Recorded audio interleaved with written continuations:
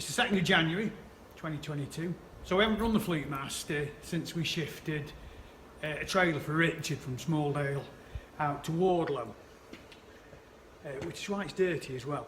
So it's been sat here a day or two, probably 2 months, I'll check the dates. We're going to give it a cold start, a fire up. Not sure if the batteries are going to need a charge, but let's see how we go on. It is warm, especially for this time of year. This time last year it was about -5. Today it's probably around 8 degrees. So anyway, I've got the keys. We'll give it a go and see what she does.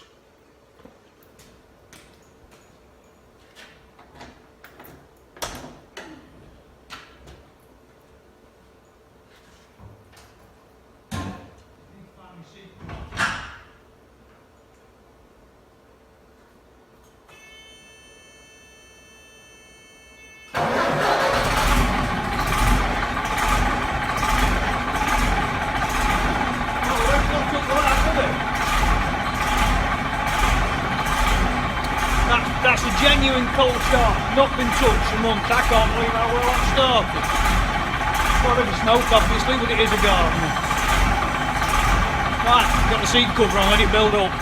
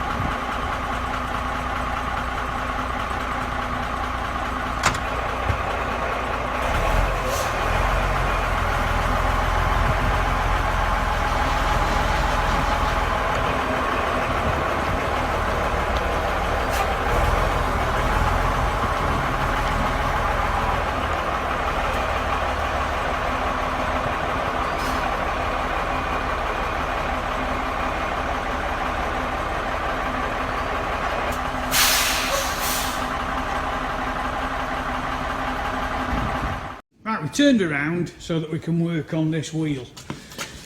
The problem we've got is if you look in here, we've got this oil residue on the wheel. It's in relation to these holes here. Now, what they are telltale holes that tell us that the hub seal is leaking. And you can see she's pooling down here, and she's just generally not happy. Smells of gear oil.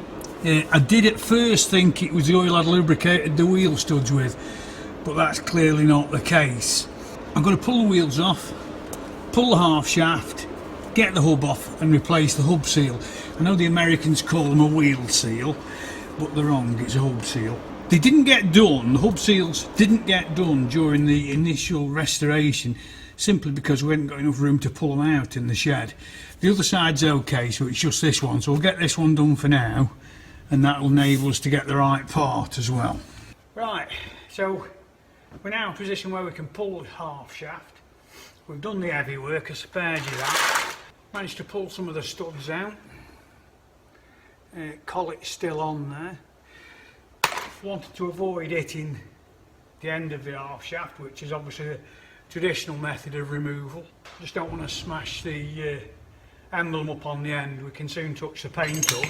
I'll have to do that anyway. So we'll pull the shaft, get the hub off.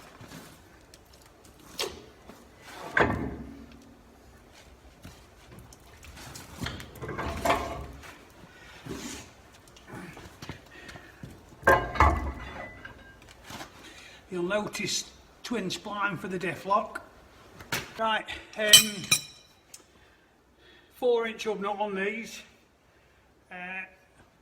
4-inch Melco hub nut spanner, made in Sheffield. Still there, Melco, still trading, still making it in the UK. Good firm. Still buy sockets off them or box spanners off them to this day. Ring them up. They will sort you out. They're great people. I had one recently for an Iveco Daily, about 90mm for the rear hub, and they got one on the shelf, drove up, got it, job done. Brilliant. Right, let's see if we can get this, play the game.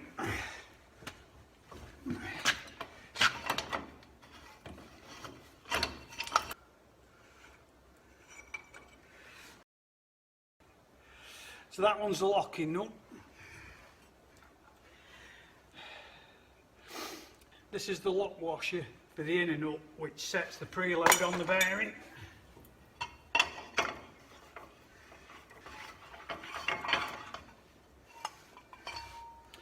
And that's the inner nut.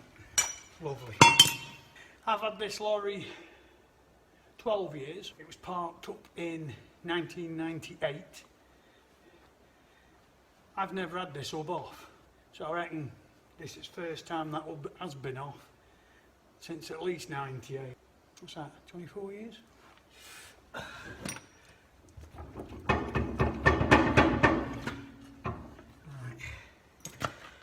Got it moving.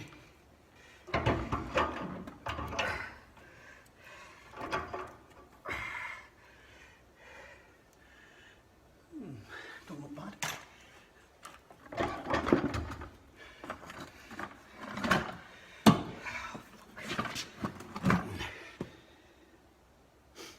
We'll be coming up in the daylight to rebuild. It's not particularly late now, it's about 5 o'clock, but it's dark and I've got a beagle that needs walking. So I'm going to put all this stuff in the van, head for home, and we can wash everything up and sort it out when we get there, can't we? So I brought the Fleetmaster hub back to the workshop here. It's going to be a lot easier to push the bearing out and push the hub seal out. I want to get the hub seal out as undamaged as possible because I want to get some measurements off it and see what we find in the aftermarket.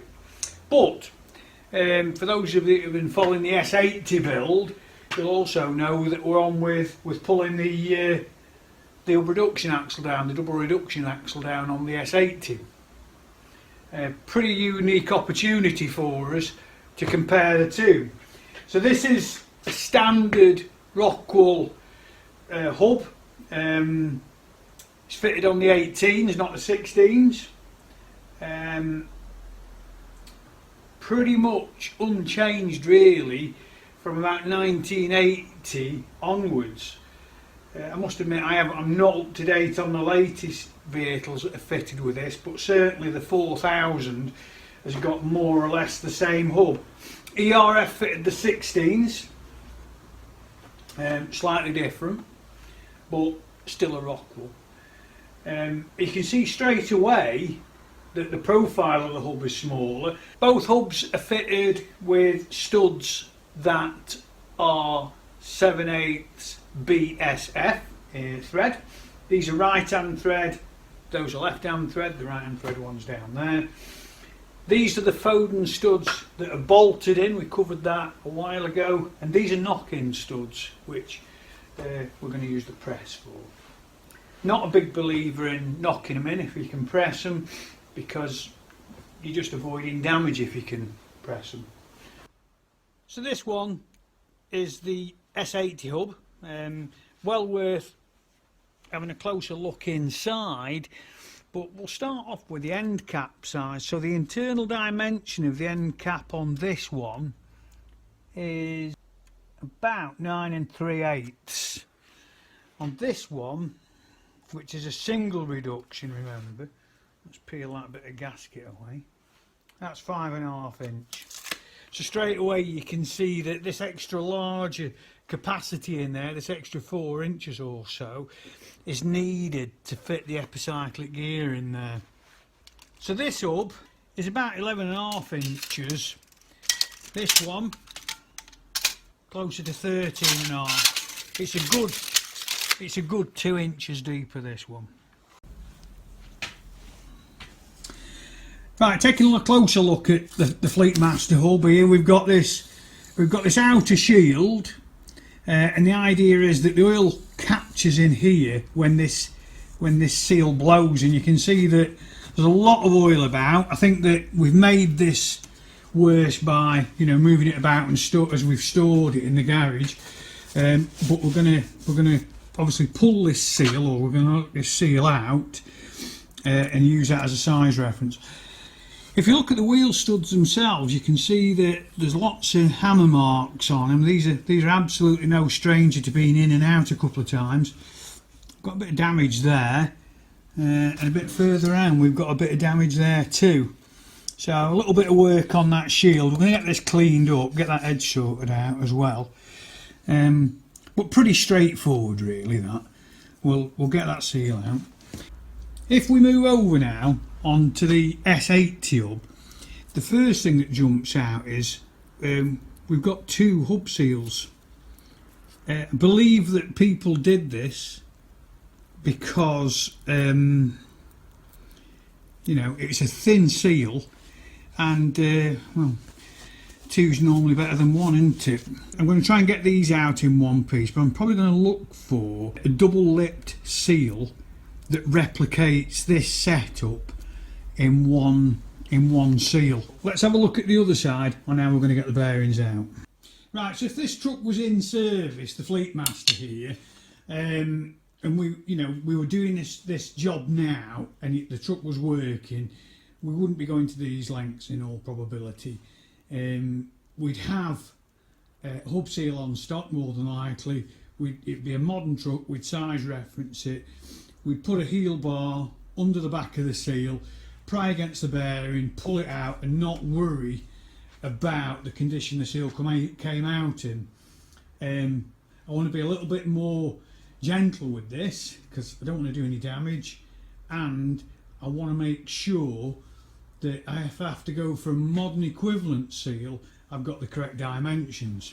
So equally with the S80, I want to pull these hub seals out, or push these hub seals out, and do no damage, because I want a really good sample to take into the bearing shop. So the way we're going to do it, if we look here, with this S80 we've got these lovely cutouts in the casting, so I'm going to put a drift on there and a drift on there, and I'm gently going to drift out this bearing, which will of course in turn push out the hub seals, which will give me a perfect sample that I can take to go and get measured up. With the Fleetmaster, we're not quite as fortunate. Rockwell haven't put in place any cutouts. It's always a bit annoying when they do that. We've just got this very, very thin lip here all the way around. I don't want to start drifting it with a hammer and a chisel, because we're going to end up in that bearing. I've seen it done loads of times over the years. So what we've done, we've got a bit of the old chassis section that we had and made ourselves a wee pusher. So we've got the pusher installed, and as you can see, you know, she's sat reasonably square on there, and we're going to get her under the press. But the first job is to get these wheel studs out, because we need the wheel studs out and we need this cover off. Right, let's get on with it. We've got the first 4 studs out, so that's going reasonably well. I've just got the 5th one to go at now. Pretty effortless, this. Plus, we're not traumatising the stud, the hub, the shield or anything. It just drops out. And we're not pissing the neighbours off with a load of hammering and banging on a Sunday afternoon. And that's all my setup is. A little bit of old scaffold tube, lump of inch box section, wind the hub round, drop it in, back under, reset, go again. And you can see it just pumps steadies. What's this? Pumps. Chris Warwick. Afternoon. Hopefully Rocky's going for an operation tomorrow.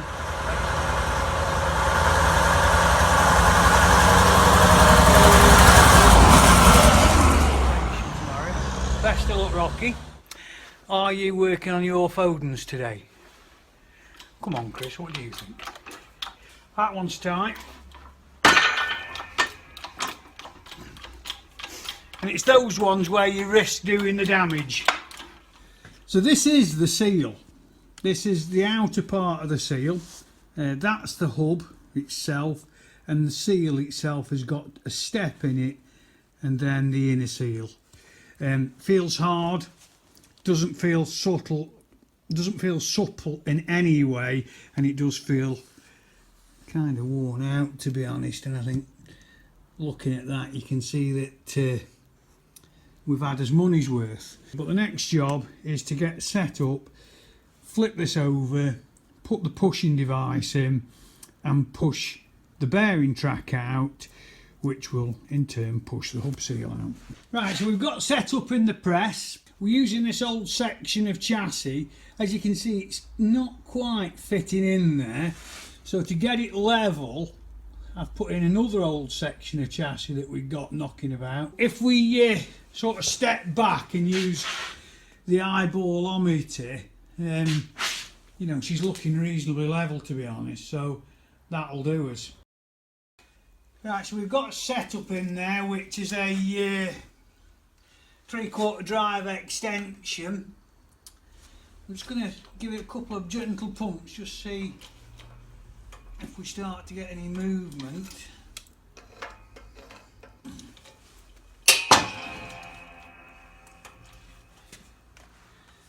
And that cracking noise you heard then was the track coming off its seat. Yeah,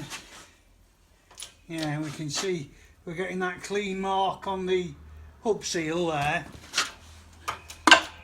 Lovely. So we've cleaned up this stud surface where the slinger fits onto. The inside of the hub is absolutely perfectly clean. The bearing track's in good shape. We've got that nice and clean. We've pressed that back in. Over here we have the bearing, the wheel studs, the hardware, and obviously in here you can see the inside of the hub and how clean everything is. We've been really fortunate here that the bearing and the tracker in such good order. They're not the original equipment. This would have been on Timpkins when it was new. So fair play to the bus garage, you've obviously fitted a set of wheel bearings in it at some point, even though it's not done 300,000 clicks. We've got an SKF hub seal. Been a challenge to get that. It really has been a challenge. Thought we were going to be sending to America for that, but luckily I was able to get hold of Rick over at Bearing Warehouse in Sheffield, and that guy's amazing, he really is. He's never let me down, and he didn't let me down this time. He managed to get me this one. This is an SKF 4769. There you go, 4769. These seals have got a step on them, and this is the load bearing area, if you like. So what I'm going to do is stack the old seal on top and use that as part of my pushing device into the hub.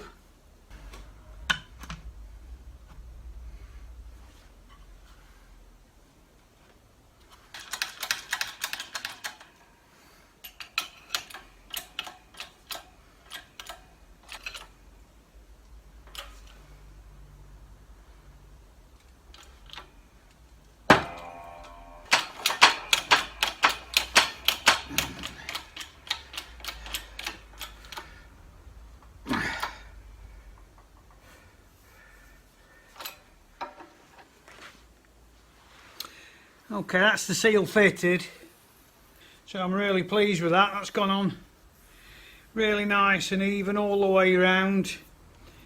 We've not disturbed the lip, we've not distorted the top, just really nice, effortless really. Right, another wet day. We're up at the shed, obviously. We brought the hub with us, cleaned the stub axle up, cleaned the brake anchor points up, S-cams cleaned up. As you can see, there's no movement in here. I took the back plates off. That means those bolts have had a bit of a turn and they're not going to seize up and break off in the future because we'll grease them up. Also, it gives you opportunity to have a look at them after I've repaired them, because my mate Richard said that nobody ever get to see these, and obviously I just wanted to prove him wrong on that. Right, the big problem with these Rockwell axles is if you're not careful on the offside, when you pull the half shaft, you drop the diff gear. A lot of you'll know that, and a lot of you have probably already picked up on that when I pulled the half shaft earlier. However, you would normally put them in diff lock, but of course when the air goes, the diff lock drops out, so that was pointless. So I gently took it out. 9 times out of 10 you can fish them back up, and if the worst comes to the worst, I'm going to have to pull the diff lock assembly out and lift it out with a wire and drop it in, but that's if the worst comes to the worst. So we've basically taken a bit of a chance on being able to flick the gear back onto the half shaft, and we'll have a look at it.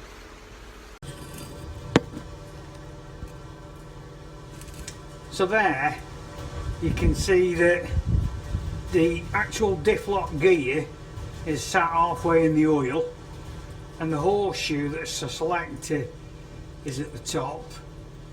That's operated by the air slave, which is obviously operated from a switch in the cab, and then behind it is the actual differential. Right, we're ready to build, so first thing we're going to do is put the hub on.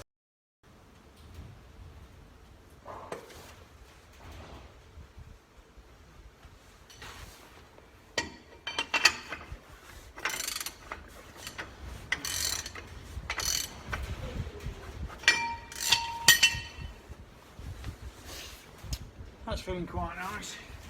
So the manual says to torque that nut to 50 pounds-feet, then back it off 1/8 to 1/4 of a turn, depending on what it feels like.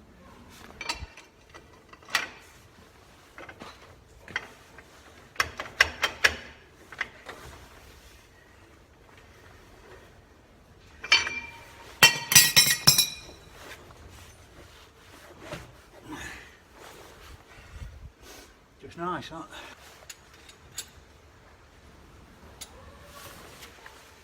Perfect. So this is our lock nut. Disappointingly, you can see that the bus garage boys have had the chiselling to him, which surprises me a bit because I thought they'd be geared up for them. Anyway, we're just going to bar him up. I have taken the sharp edge off, as you can see there.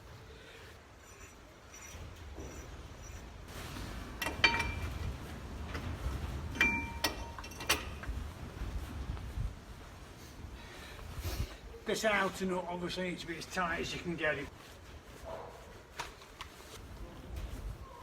Okay.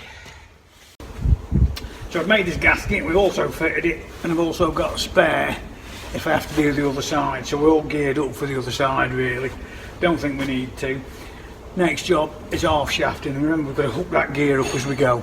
Right, gasket's on.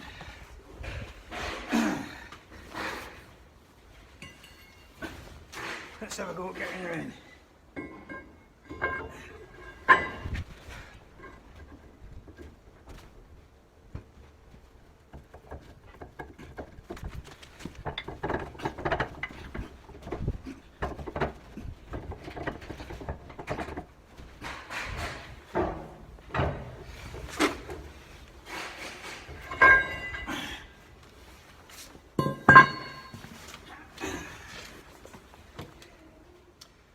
Right, so it's Sunday morning. We dropped the diff gear when we pulled the half shaft. We had a quick poke with the half shaft yesterday, couldn't pick it up. Not a big deal, and it gives us an opportunity. Sorry that you're going up and down, it's the wind. But it gives us an opportunity to look at how you'd recover from that situation before you start pulling the diff out and panicking. And also look at some of the components. So I've pulled out the fork that the diff gear slides on the half shaft on. So we're going to have a quick look at the axle tube now, have a look at the location of the gear. We'll lift it up, trap it in the axle tube, have another quick look, put the shaft in, take the tool out, put it into the diff, and away we go.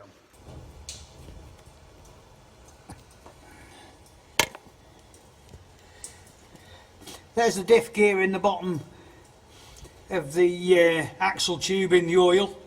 You can see now that the selector fork is missing, and we're going to hook that up, lift it up, and hopefully get the shaft in. So this is the top of the axle, and you can see that we've taken the cover off the diff selector housing. That's the plunger. You'll notice it's spring loaded as well. When the air goes, the diff lock comes out. This bolt hole here is for the pivot for the fork. So that's his access point to lift that gear. Right, so the gear you can see is the actual differential, and those outer teeth are also part of the differential. And then you can see a collar in front. That is our sliding collar for the diff lock. So we're going to drop our hook in between these two, hook the collar, lift the collar, slide the shaft in. Once the collar's on the shaft, we can then push it into the diff onto those splines which will lock the diff, and then we'll put the fork in, secure the collar into the diff, and remove the half shaft. So as you can see now, we've got the collar in the diff, we've got the half shaft most of the way in, and I've got my selector there. So, and I've got my slot for my selector fork. So the next job now is to fit the selector fork, get it in that slot, put the pivot pin in, and then secure the lock in the diff, withdraw the half shaft, do the half shaft gasket, etc., refit.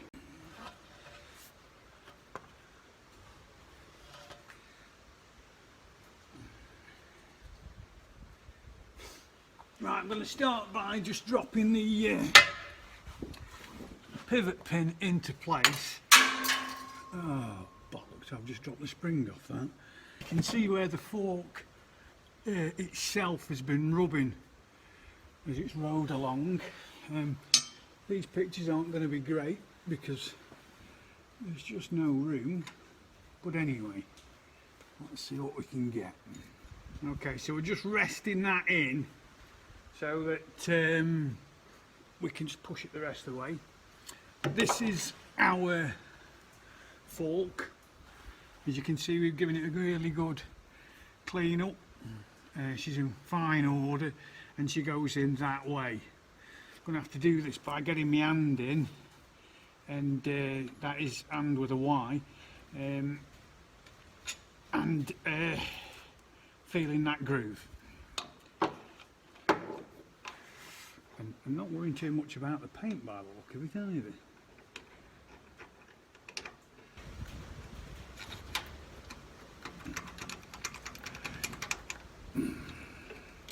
Right, we're in the groove, we're in the slot, and she's through. Right, so that's now out of diff lock because we've pulled it back. That's in.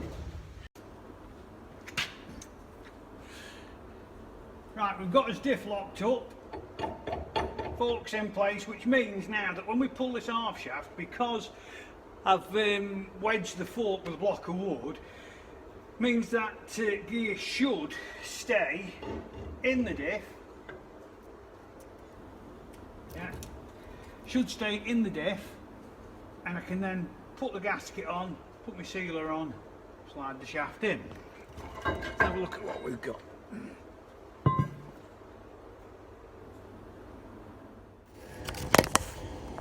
Okay, that's what we're looking for. You can see the fork at the top of the picture for the diff gear, the selector fork. Diff gear's in the middle there, perfectly lined with the differential. So that means that it's going nowhere, block of wood's retained it, and we can put this gasket on the end, secure his half shaft in place, and then build up the diff lock. Yeah, lovely.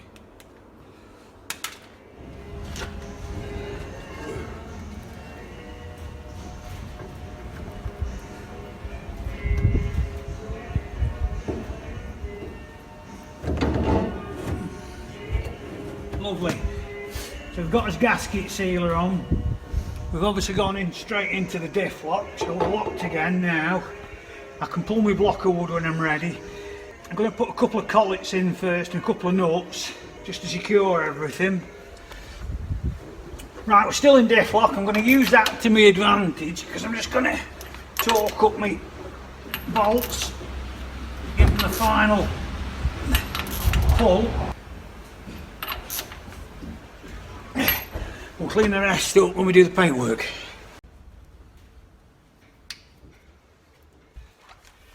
Should go without saying really, but the brake drum has been sanded and thoroughly degreased.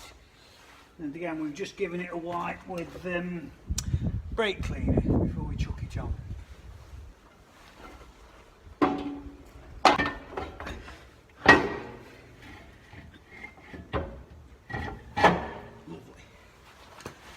Right, I'm going to get the wheel cones on, because remember she's on conical wheels. Right. Have we still got it?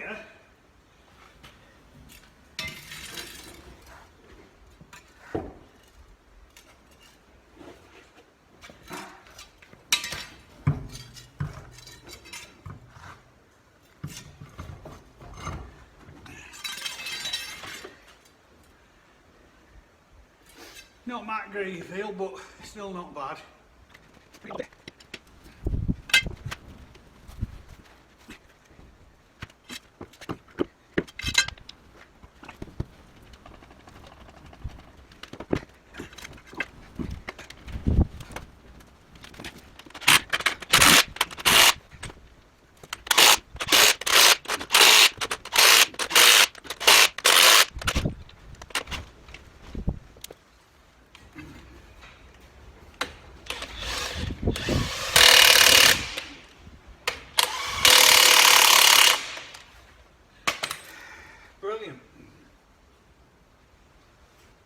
Right, chambers wound off.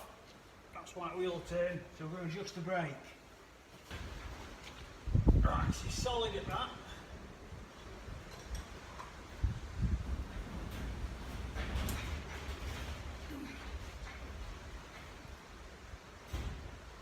Just turning nice gentle turn. Right, diff lock's back together. So next job is build the air up and check we've got no leaks on the switch and that it's working, and good job done really.